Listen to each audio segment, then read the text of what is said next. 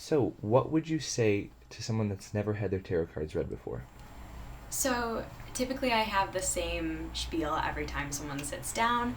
I just want to make them comfortable, and there's a lot of like stigma around tarot, which is really goofy because for me, it's really just an ancient method of problem solving.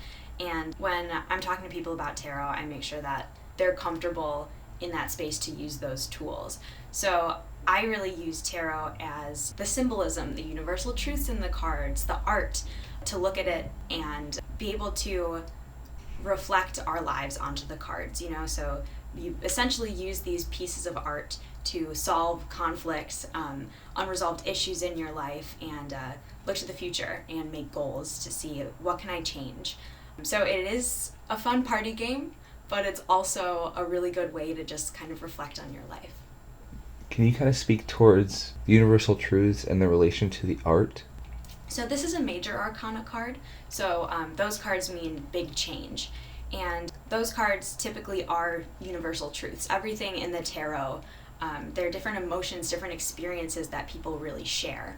And that's why the cards work. It's not necessarily magic, it's just that people have this natural inclination to empathy. They want to look at the cards and apply it to their lives, and the tarot card reader wants to look at the cards and be able to help this person out, right? So because the cards are these universal truths, specific symbolism in cards, represent certain emotions, and I'm able to talk to someone when I'm reading their tarot cards and just ask them, what does this card make you feel? And usually that intuition, just because the art is so beautiful and clear, people are able to understand what that card means without even studying the tarot or having any background knowledge on it. What kind of symbolism and examples could you show on the card? This one that I've been holding up, the Magician, has a lot of yellow, which is more hopeful, and it's about mastery of skills. So you can see that in the card there's a sword, there's a wand, and then there's a cup and a pentacle, and those represent the different suits in the tarot. So mastery of all skills makes sense in that case because he has all of the different suits of the cards on the table. He's in control.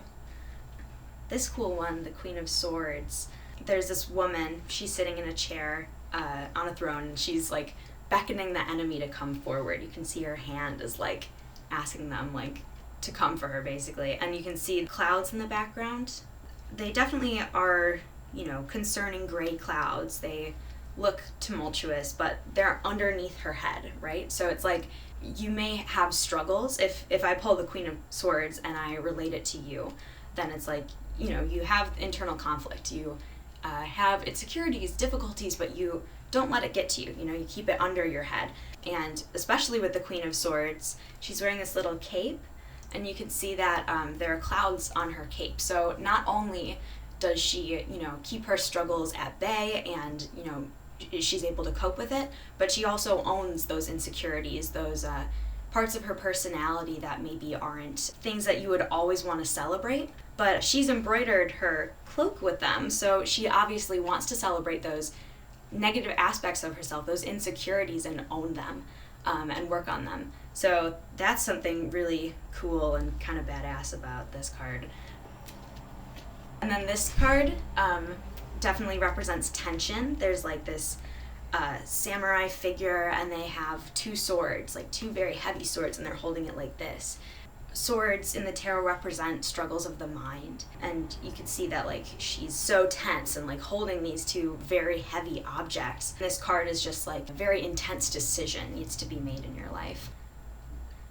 So you can see that tension in the art, and that's what's so cool about the tarot is that it works because the art is so beautiful and detailed and universal that anybody who sits down can immediately see something and relate it to their lives.